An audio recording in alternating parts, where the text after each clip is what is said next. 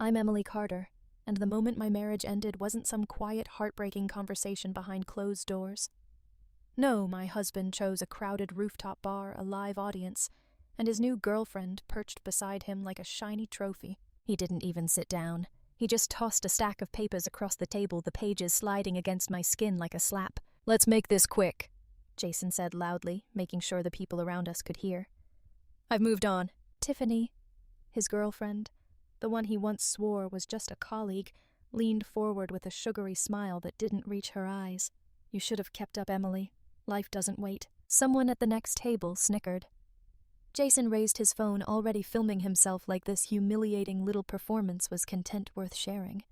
He draped an arm around Tiffany, grinning at the camera. "Freedom," he announced, like he'd just broken out of prison instead of our marriage. I felt dozens of eyes on me, some entertained, some pitying, most hungry for drama.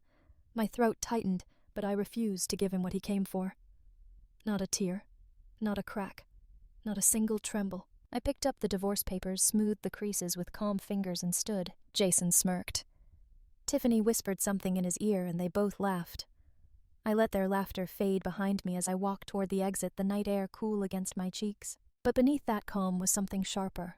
Not heartbreak, not shock. Clarity. The kind of clarity that arrives when someone shows you exactly who they are and frees you to decide who you'll become next. Jason thought he'd broken me tonight, but all he did was light a fuse. The next morning, my apartment felt too quiet enough to make last night echo even louder. Jason's voice still rang in my head, smug and theatrical, like he'd practiced every line. I stood at the kitchen counter, hands around a mug of cold coffee, staring out at the skyline. For a moment, I just breathed. I wasn't devastated, not even surprised. Our marriage had been fading for a long time. Missed dinners, empty conversations, late meetings. Then the clearer signs, the hidden phone, the new wardrobe, the growing distance measured in inches. I noticed, but noticing isn't the same as acting. What hurt wasn't losing him.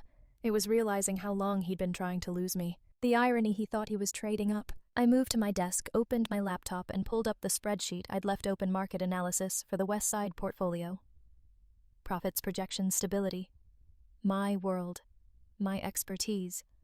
A sharp contrast to Jason's reckless spending and obsession with appearing successful. He always assumed I earned less, knew less, mattered less. He once called my job cute, like a hobby. He had no idea I was one of the top analysts at my firm.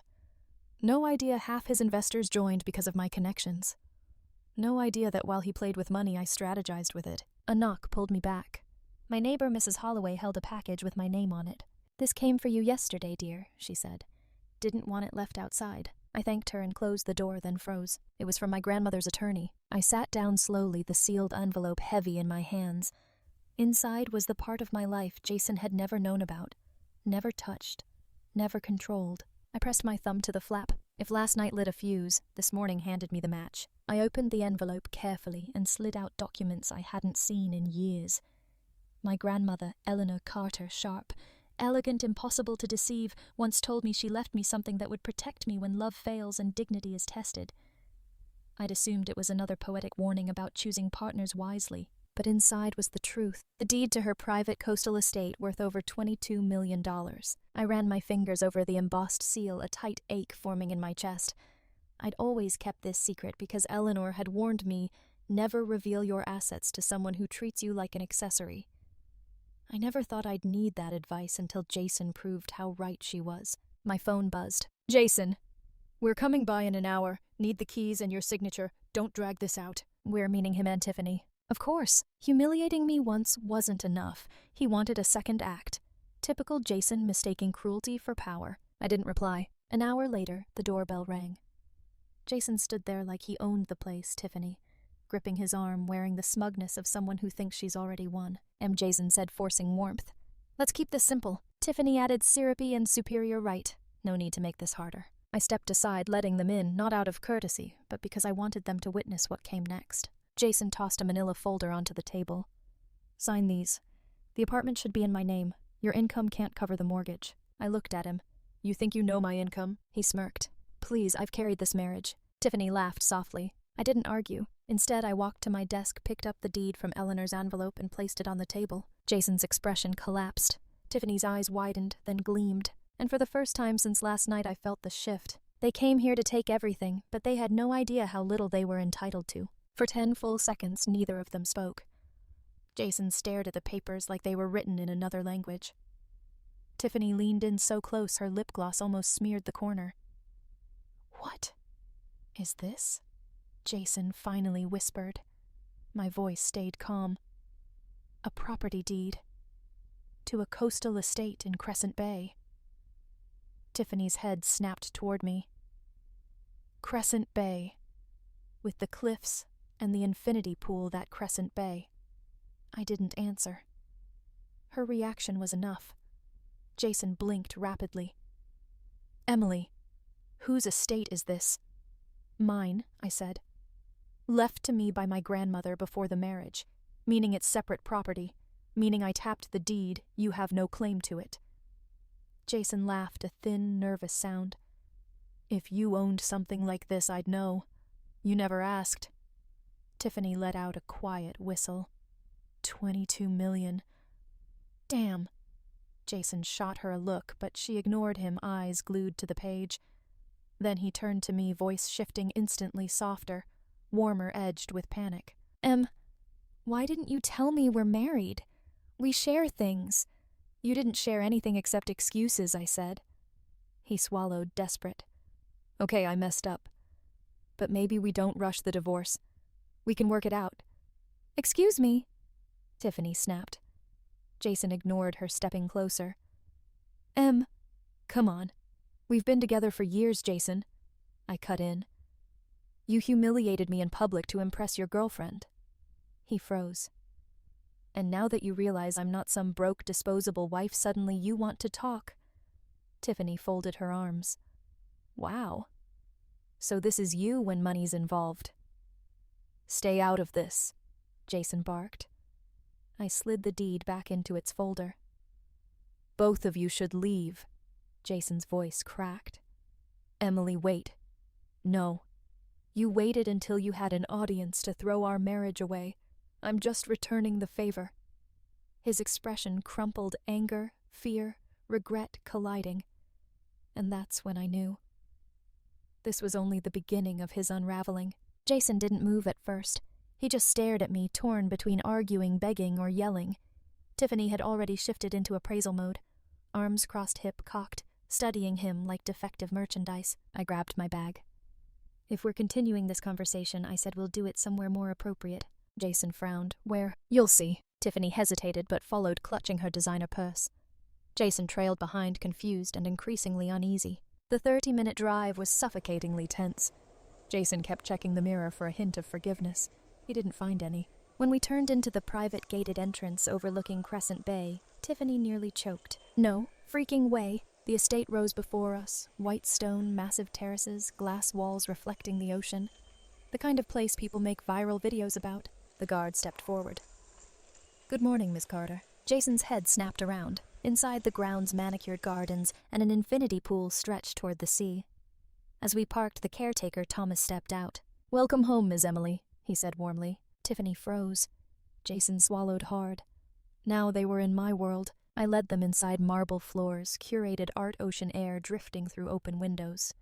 Tiffany whispered, "This is insane," while Jason stared like his brain couldn't compute any of it. So he finally asked, voice cracking, "You lived like this behind my back?" "No," I said. "I lived as myself. You just never cared enough to look past your own assumptions." He opened his mouth, closed it, then tried again. "Emily, maybe we rush the divorce. Maybe we should—" I cut him off. "Jason, you're not here to win me back. You're here to understand what you lost." His face flushed with anger, humiliation, panic. And for the first time, Tiffany stepped slightly away from him. The unraveling had officially begun. Jason followed me into the great room, like a man walking into his own sentencing. The floor-to-ceiling windows made the ocean look endless, and him unbelievably small. Tiffany hovered near a marble console, pretending to admire a sculpture while processing that the boring wife she mocked lived in a level of wealth she'd only posed beside for clout. I crossed the room slowly. "You wanted to talk, Jason? So talk." He ran a hand through his hair, all last night's bravado gone. "Emily, I made mistakes. I shouldn't have been dramatic. I was hurt, confused, Work's been stressful, and stressful, Tiffany cut in. You told me you were living your best life. Jason glared at her. She wandered away unimpressed. He stepped closer to me, lowering his voice. Last night meant nothing. I was trying to impress her. I care about you. We can slow down, try counseling. I'll end things with Tiffany. Just don't make any big decisions yet. Big decisions, I repeated. Like signing divorce papers you threw at me in public. He flinched. Behind him, Tiffany snorted. Wow. Begging your wife back because she's rich iconic. Stay out of this, he barked. She rolled her eyes.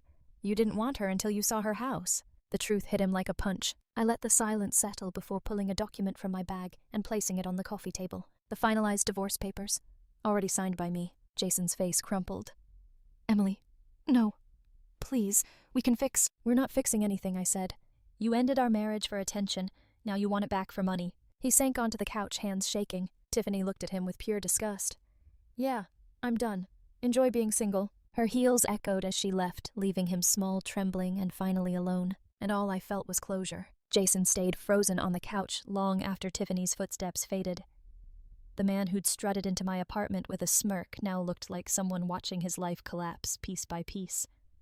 His hands were buried in his hair, his breathing uneven. I stood across from him, steady, calmer than I'd felt in months. Emily, he finally whispered. His eyes weren't red from heartbreak. Jason never cried over love, but from the shock of losing control. You can't just walk away. We built a life. You owe me. I don't owe you anything, I said quietly. The simplicity of it stunned him. I walked toward the open window's ocean breeze drifting in. Everything you wanted came from a version of me that doesn't exist anymore. The wife who stayed small so you could feel big. The one who thought marriage was protection instead of performance. He followed me, desperation creeping into his voice. I can change. Just don't do this. You already did, I said, the moment you turned our marriage into entertainment. His jaw clenched, fear flickering behind his eyes. Not fear of losing me, but fear of a life where he wasn't the hero. You're making a mistake, he rasped. No, I murmured. I'm correcting one. I opened the door. Jason stared, then picked up the unsigned papers he'd once thrown at me like garbage. His shoulders slumped as he walked out. He glanced back, searching for a crack in my resolve. Instead, he saw the woman he underestimated. Goodbye, Jason, I said. The door clicked shut, quiet and final. I turned back to the sunlit room. The estate no longer felt like an escape. It felt like a beginning. A life reclaimed, a dignity restored, a freedom earned. And for the first time in my marriage, the silence around me wasn't empty. It was peaceful. I stayed by the window long after Jason's car disappeared down the winding driveway, watching the last hint of its taillights fade into a distant blur. The ocean, steady and indifferent, moved in slow, powerful waves below the cliffs, like it had been waiting for me to finally listen to my own strength. The air tasted different now. Lighter. Honest. Real. There's something strange about the moment you finally step out of someone's shadow. It doesn't feel triumphant the way movies show it. It feels quiet. Still. Almost sacred. Because the victory isn't in destroying them, it's in choosing yourself without hesitation. I walked through the estate, letting my fingers brush along the familiar details. I once ignored the cool marble of the hallway, the framed photographs my grandmother collected, the soft afternoon light pouring through the windows she loved. This place wasn't just shelter. It was a reminder that someone once believed I deserved more than bare minimum love disguised as loyalty. When I reached the terrace overlooking the water, I let the breeze lift my hair and close my eyes for a few slow breaths. For the first time in years, I didn't feel small. I didn't feel ashamed. I didn't feel like someone's second choice. I felt like myself fully unapologetically. My phone buzzed in my pocket, but I didn't bother checking. Whether it was Jason pleading again or gossip blogs replaying his livestream meltdown, none of it mattered anymore. His drama wasn't my responsibility. His consequences weren't my burden.